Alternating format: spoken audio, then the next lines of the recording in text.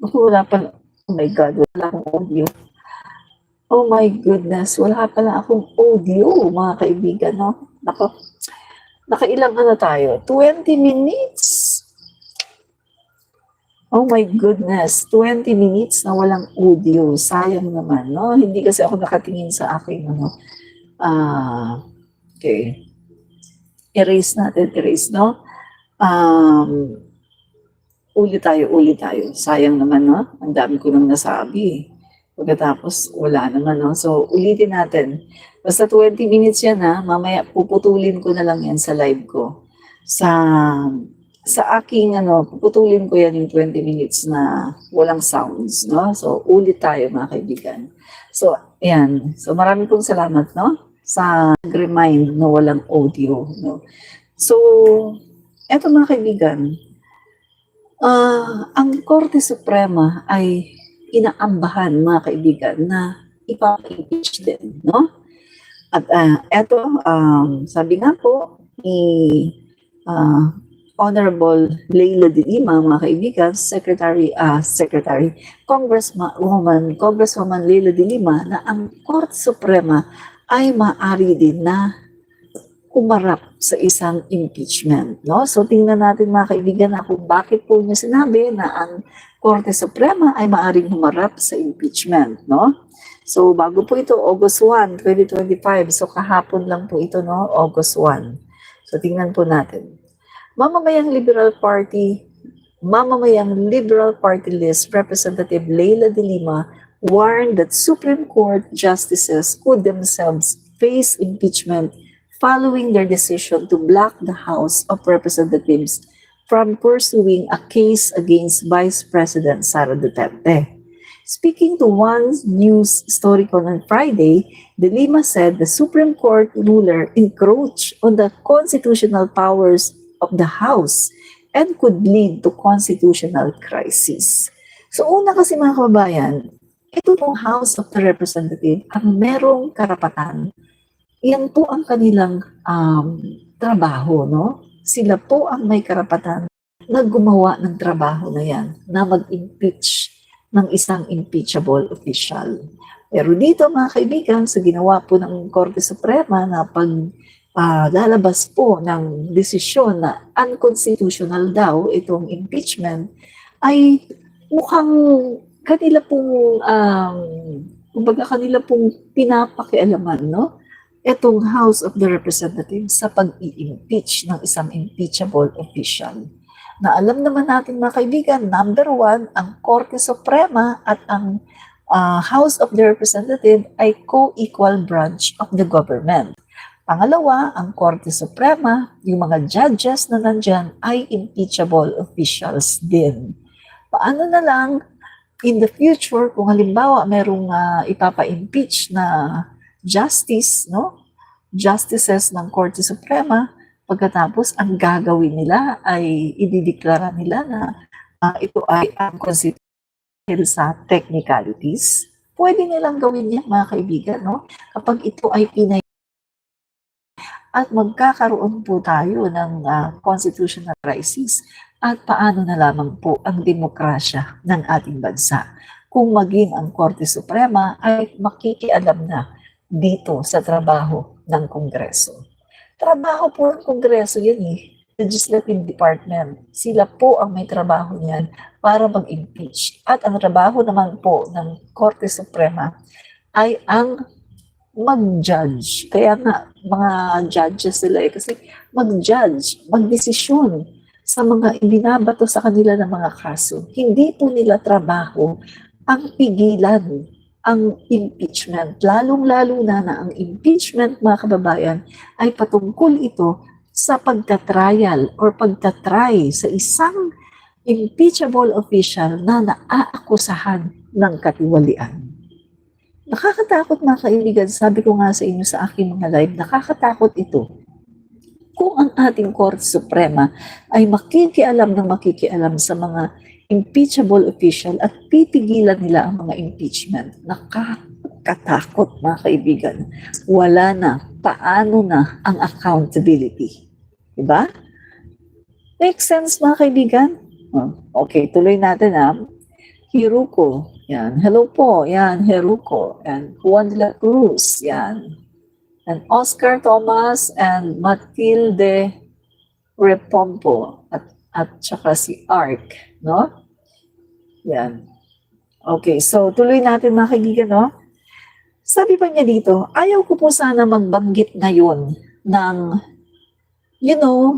that we can initiate or any interested party can initiate impeachment process against these justices themselves. Ayoko po sana, but that probability ay nandyan, said De Lima. Mga kaibigan, pwedeng-pwede ito gawin ng Kongreso. Lalong-lalo na mga kaibigan na united po ang ating Kongreso under the leadership of Speaker Martin Romualdez. Once na meron diyang mag-initiate to impeach these justices, madali lang po yan. Dahil mga kababayan, ang Kongreso ay 1/3, lampas po sa 1/3, mga kababayan, ang pumirma dito sa impeachment ni Vice President Duterte. At, mga kaibigan, 269 ang mga sumuporta kay Speaker Martin Romualdez para maging Speaker of the House ng 20th Congress. So, ibig sabihin, mga kaibigan, talagang overwhelming ang suporta ni Speaker Martin Romualdez. At alam naman natin na si Speaker Martin Romualdez ay ipinaglalaban din niya ang impeachment na to. Kasi sabi nga ni Speaker Martin, hindi tayo pwedeng magbabaw sa gusto ng Korte Suprema. Trabaho natin to, hindi pwedeng pakialaman ng Korte Suprema ang trabaho ng House of Representatives. Ito ay isang malaking insulto sa isang ahensya na katulad ng House of the Representatives na itinatag 1907 pa. Napakatagal na po ng House of the Representatives, napakatagal na po ng Kongreso para lang pakialaman ng isang co-equal branch ng gobyerno na Korte Suprema. Sabi nga mga kaibigan, no one is above the Constitution. Pero ang ginagawa po ngayon ng Korte Suprema ay tila ipinapakita nila na kaya nilang itwist, kaya nilang balubaluktutin or balibaliktarin or paglaruan ang ating Constitution. Mga kaibigan, ito po ang isang honest na pananaw ng mga kababayan natin at ini-echo ko po ito sa aking live dahil ito po talaga ang nararamdaman ngayon ng taong bayan na mukhang pinaglalaruan na ang ating Constitution. Diba?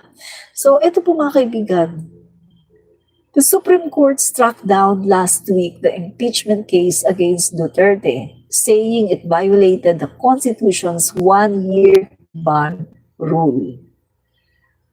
On filing multiple complaints, the decision was unanimous.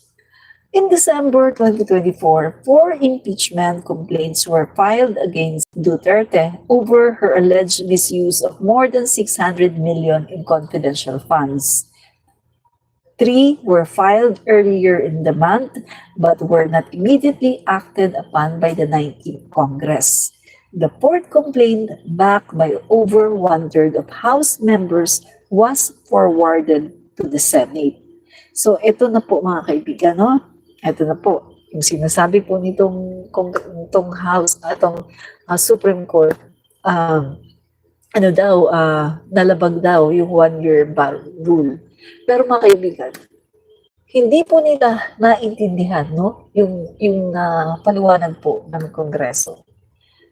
Sabi nga po ng isang nagtanong, kalimutan ko yung nagtanong, tinanong po niya mga kaibigan, ito isang isang sikat din na tao mga kaibigan, sikat din siya at ang sabi po niya mga kaibigan, binasa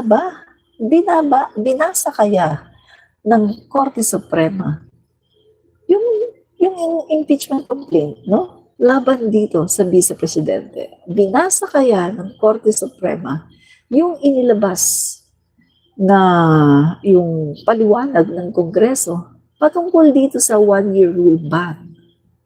Kasi bakit tila hindi yata alam ng Supreme Court, bakit tila parang nagkakaroon sila ng misconception dito sa one-year ban rule na sinasabi nila. Na kung titingnan natin mga kaibigan, ay wala naman talagang nangyari na paglabag dahil wala namang isa, dalawa o tatlong impeachment na sinasabi nila na idinismiss daw pagkatapos gumawa ng pang-apat na impeachment. There's no such thing, mga kaibigan. Yung sinasabi nila ay hindi po yan naganap. Dahil ang nangyari lang po, merong nag-file ng first impeachment complaint. Pangalawa, may nag-file ng pangalawang impeachment. And then may nag-file ng pangatlo. At yan nga po ay hindi inaksyonan. No? So, dyan lang po siya. Hindi po siya inaksyonan. Hindi po siya, wala pong nag-initiate para ito ay aksyonan. At ang ginawa po ng Kongreso, mga kaibigan, tinapos muna nila yung kanilang legislative work. And then, after nilang tapusin kanila mga legislative work, ang ginawa nila, mga kaibigan, ay pinagsama nila yung impeachment number 1, number 2, at number 3, at kinonsolidate nila.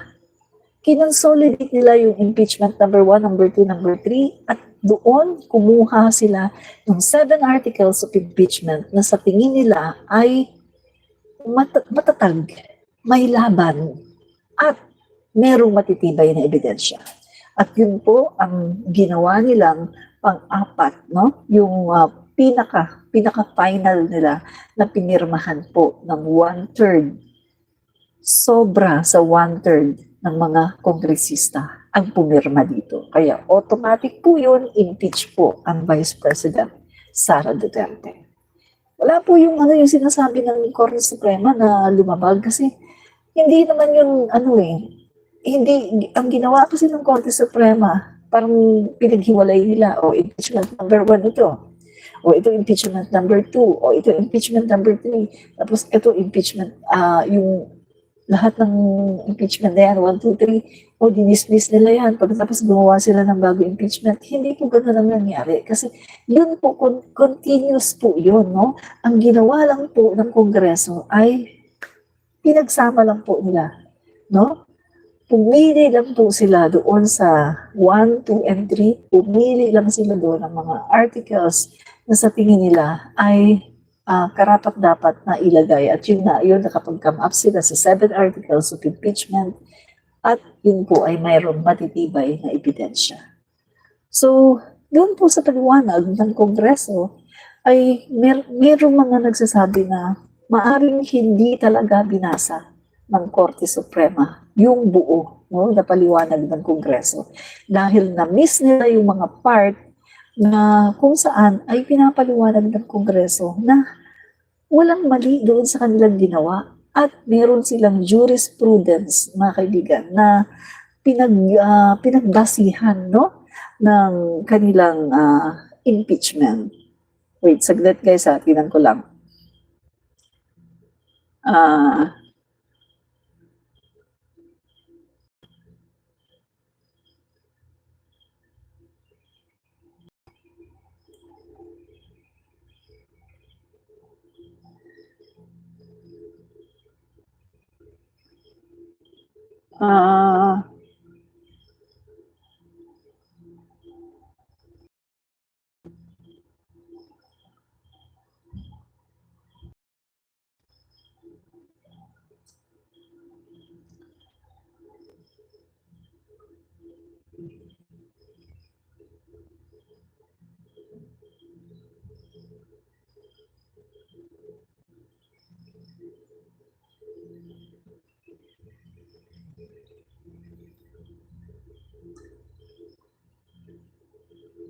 Okay, ito.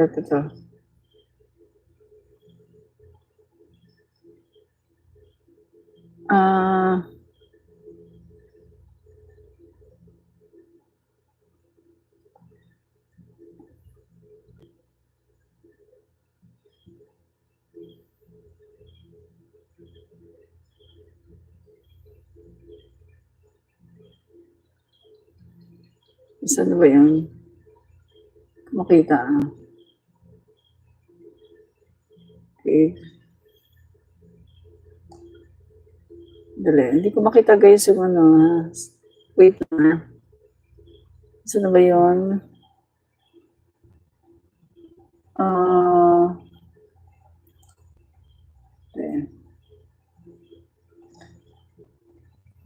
Okay, so yun nga mga kaibigan, no, meron pong tinatawag na jurisprudence, no, at yun po ang sinunod ng House of the Representative.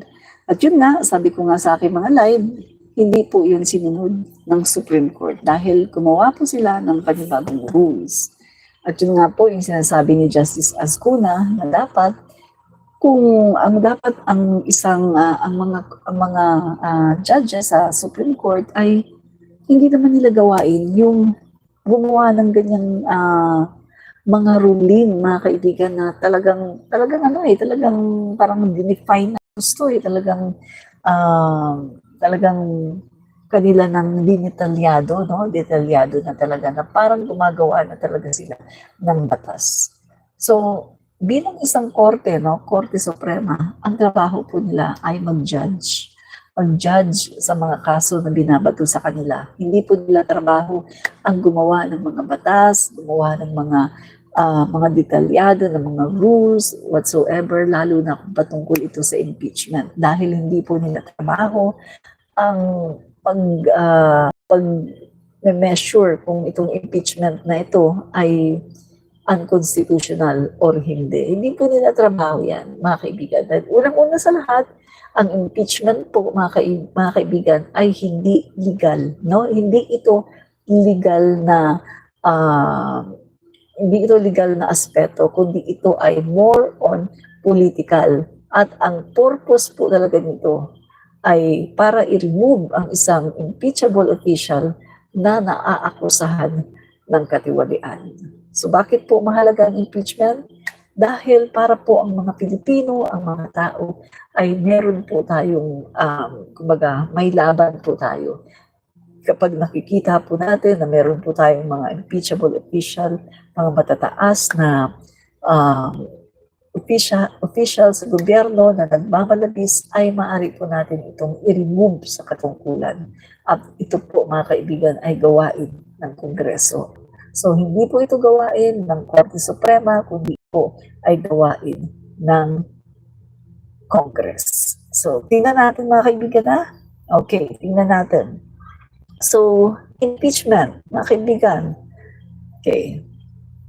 Sino-sino ba itong impeachable official? Bakit sinabi po ni Leila de Lima na pwedeng ipa-impeach itong mga justices ng Korte Suprema? Bakit po tila may nagbabadya ang impeachment sa mga justices na to? Okay, ito po yun, no? Sino-sino nga ba yung mga impeachable official? So, ito po mga kaibigan, ayon sa Article 11, Section 2 of the 1987 Constitution, ito po yung mga impeachable official. President, the Vice President, members of the Supreme Court. Yan na, malinaw, members of the Supreme Court. Sino-sino ba ang mga members ng Supreme Court? Yung mga justices, yung mga associate justices. Sila po ang members ng Supreme Court at sila po ay pwedeng ipa-impeach. Ano pa? Yung members of the Constitutional Commission, Civil Service Commission, Commission on Audit, and Commission on Elections. Pwede po silang ipa-impeach. Sino pa? Ombudsman. So sila po ang mga impeachable officials. So yan po mga kaibigan na. Okay. So ano ba yung mga ground ng impeachment? Number 1, culpable violation of the Constitution. Number 2, treason. Number 3, bribery. Number 4, graft and corruption. Number 5, other high crimes or betrayal of public trust. Sa Constitution, Article 11, Section 2. Yan po mga kaibigan, no? Kaya ito pong mga justices, mga kaibigan, may nagbabadya na po ng impeachment sa kanila. At maari po, hindi natin alam na baka mamaya, instead na matuloy ngayon, no, yung impeachment ni VP Sara Duterte, ay yung mga judges ang mas mauna pang mapa-impeach kaysa kay VP Sara Duterte. Dahil mali nga po, nagre-react na po ngayon ang napakaraming mga eksperto ng batas at maging yung mga nag-draft ng 1987 Constitution ay nagre-react na po sila, no? Yan po mga kaibigan. So, eto pa mga guys, no? Just in case mga kaibigan na talagang merong mag-initiate na ipa-impeach itong mga justices na ito, pwedeng-pwede yan mga kaibigan. Sabi ko nga sa inyo kanina, di ba? One third ng mga kongresista ang pumirma ng impeachment. At ngayon mga kaibigan na, ngayon, ang bumoto kay Speaker Martin bilang Speaker of the House ay 269. At alam naman po natin mga kaibigan na itong mga kongresista na to ay sumusunod talaga dahil nakikita po strong ang leadership ng ating Speaker Martin. So madali lang po silang mapa-impeach itong mga judges na ito. Napakabilis lang po nilang mapa-impeach sa House of the Representative, no? At natitiyak ko mga kaibigan, hindi ito po pwedeng tanggihan ng Senado, no? Lalong-lalo na kapag nagkaroon ng trial at nakita na dito yung mga ebidensya na meron pong pagkakamali, meron pong flaws itong desisyon na ito ng Korte Suprema. My God, yung mga nagsasabi na nga nito, yung mga nag-draft ng 1987 Constitution, sila na nga mismo yung nagsasabi na kung maaari, anuhin nyo yan, i-reverse nyo yung inyong desisyon kasi hindi yan tama.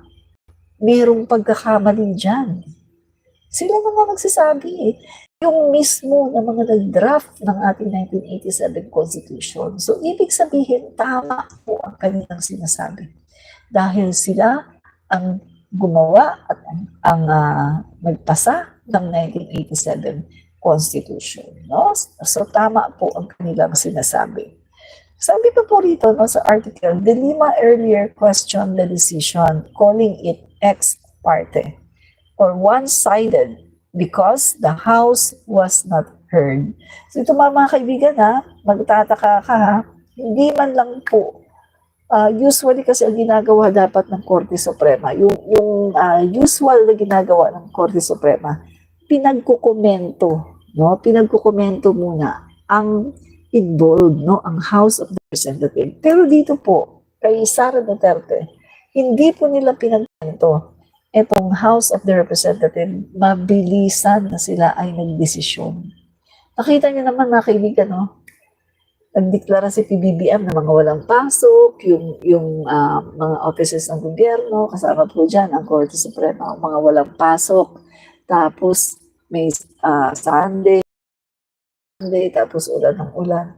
How come na nagawa nila yung trabaho nila ng napakabilis? Talagang inihabol nila sa zona ng Pangulo. Bago lumabas yung announcement na yan, ang dami ng mga nagkalat na mga messages sa social media. Nagagawin nga daw yan ng Korte Suprema at ang ponente daw dyan ay si Leonen para daw bigyan ng mukha na ito ay tama kasi si Leonen na isang dilawan para daw maging okay lang sa mga dilawan. Pagkatapos, involved nga po dyan, pipirma yung 12 justices na appointed ni Rodrigo Duterte. Kaya mga kaibigan, ang mga tao po talaga sa totoo lang, ang taong bayan po ay nagkakaroon ng hindi magandang pagtingin ngayon sa Korte Suprema na tila nag-iisip ang taong bayan na ano na yan? Ano ba ang ginawa ng Korte Suprema? Bakit tila bias yata ang Korte Suprema? Hindi po may aalis sa taong bayan na yan ang isipin dahil yan po ang nakikita ng taong bayan. No? So mga kaibigan, okay. pagpatuloy natin. Sabi pa dito, still she noted that a reversal is still possible once the House files a motion for consideration citing the 15 days allowed under the rules of court. Yan. Instead of judicial restraint ay nasobrahan yung pakikialam ng Korte Suprema. Naging judicial activism na para bang wala naman po sa lugar. Stress the lawmaker. Yun. So mga kaibigan nag-file na po ng motion for reconsideration ang House of the Representatives at meron po silang 15 days, no, mga kaibigan, na para ito po ay mabasa at makita, no, ng mga judges na ito at sila po ay mag-rule, pwede po nilang i-reverse, pwede po nilang sabihin na ay meron silang na-overlook, hindi nila nabasa ng lahat-lahat or meron silang nalikaligtaan na pahina, hindi nila nabasa lahat. Pero ayon nga po sa isang lawyer din, no, na isang abogado ng Di Campanilla na napanood ko kanina, maari daw mga kaibigan, no, napakalaki daw ng tsansa na hindi i-reverse ng Korte Suprema ang kanilang desisyon dahil po sa pride. Pride po, no? Pride. Or, ano yung pride? Fried chicken po. Dahil sa pride. Kasi, parang nakakahiya naman, Korte Suprema, nagkamali. Kakahiya naman, no? Korte Suprema din, nagkamali pa. Ganun po. So, dahil daw po sa pride, maaring hindi po i-reverse ng Korte Suprema ang kanilang desisyon kahit na nakita na nila or kahit na mapag-aralan nila na merong mali sa kanilang ruling, ay maaring hindi daw ito i-reverse ng Korte Suprema dahil sa pride. So mga kaibigan, no, nakakabahala talaga ito. Kita natin, no? Nakakabahala itong nangyaring ito. So, yan po guys, no? So, hindi po tayo magtataka kung mga ilang araw mula ngayon ay meron pong magpa-file ng impeachment laban sa Korte Suprema. At mga kaibigan, mas maganda kapag sila po ay na-impeach. Bakit? Papalitan lahat yan ni PBBM. So, ibig sabihin, mawawala na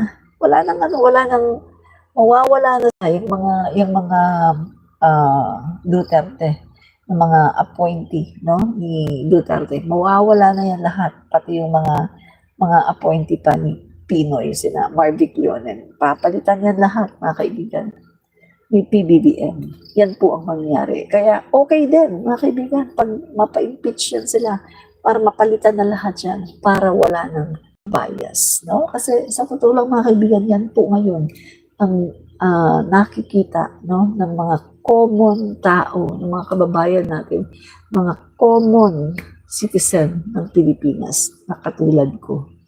Yan po, no, in-echo ko lamang ang sentimiento ng sambayan ng Pilipino bilang isang common na mamamayan ng Pilipinas, diba? So, yan po mga kaibigan, no?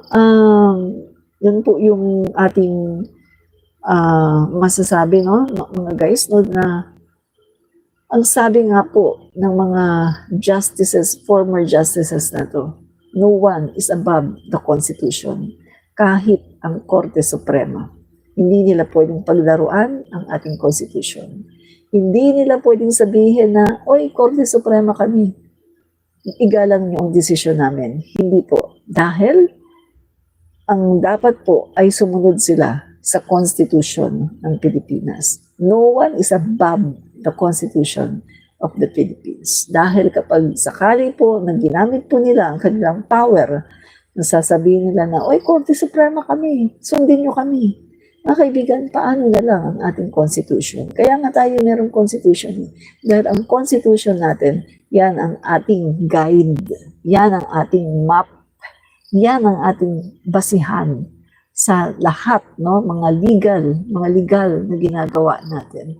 Pero kung ito po ay ma-violate dahil po dito sa ginawa ng Korte Suprema, mga kaibigan, magkakaroon po tayo ng constitutional crisis. Dahil malinaw na malinaw po na nilalabag ng Korte Suprema ang konstitusyon ng Pilipinas. Sabi nga, no one is above the Constitution. Kahit Korte Suprema ka pa, dapat pinapatupad mo yan. Bakit mo pipigilan ang isang impeachment?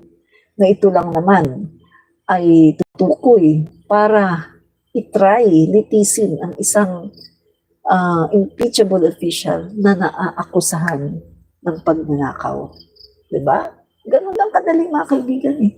Bakit pipigilan? Napakadali lang naman eh. Bakit pipigilan? Wala pong karapatan ang Korte Suprema na pigilan ang isang impeachment complaint o impeachment trial. Dahil unang-una sa lahat, dapat nga sila nga ang magpupush niyan, mga kaibigan, dahil sila po yung highest court of the land. Dapat nga sila nga yung magpupush niyan para sa accountability ng ating public servant. Diba? Public service is a public trust. Paano magsiserve ang isang katulad ni Vice President Sara Duterte kung walang tiwala sa kanya ang taong bayan? Public service, di ba? Is a public trust. Yun yung mga kaibigan.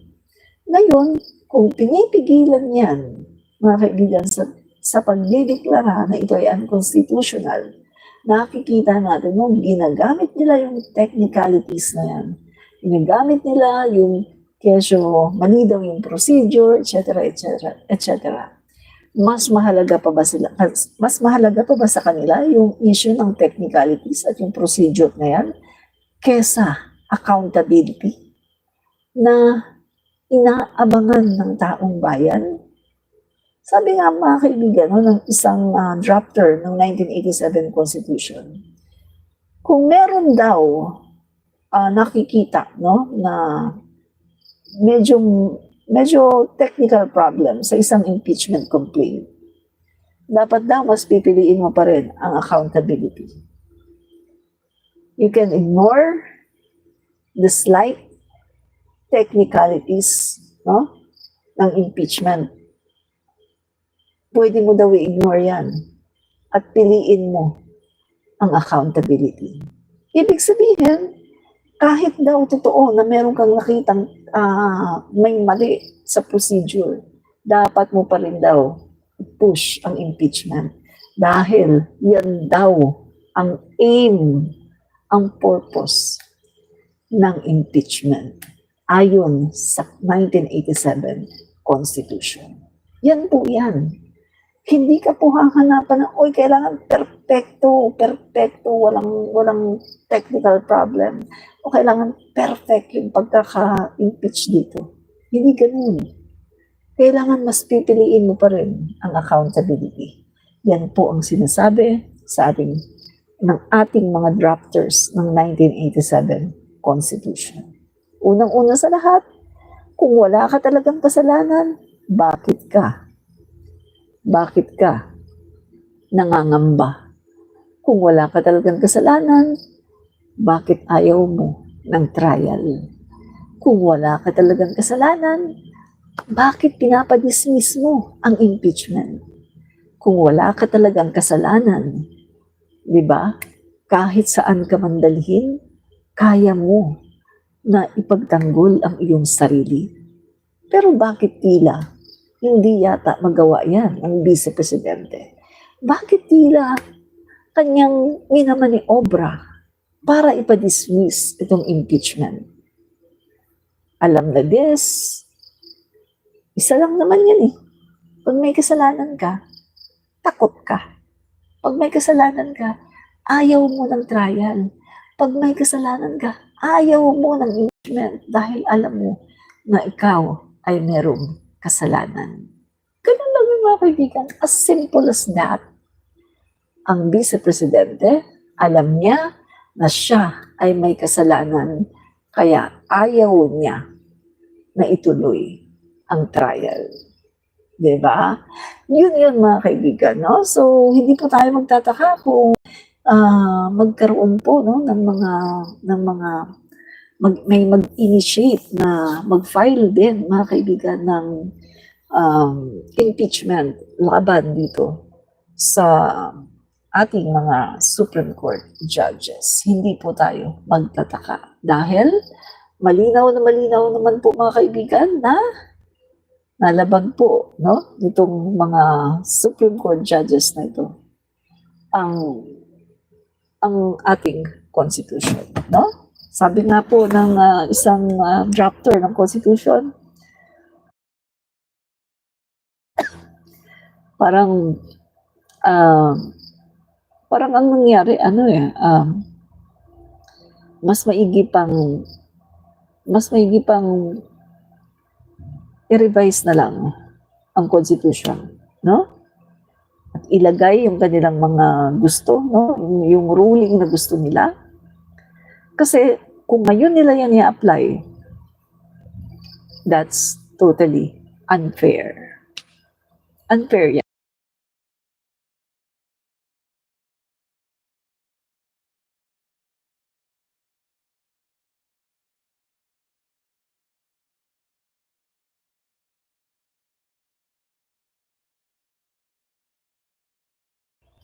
Unfair po yun, mga kaibigan. Kung ngayon nila yan, yung mga ruling na yan ay kung ngayon nila i-apply sa impeachment ni Sara Duterte, unfair po yan.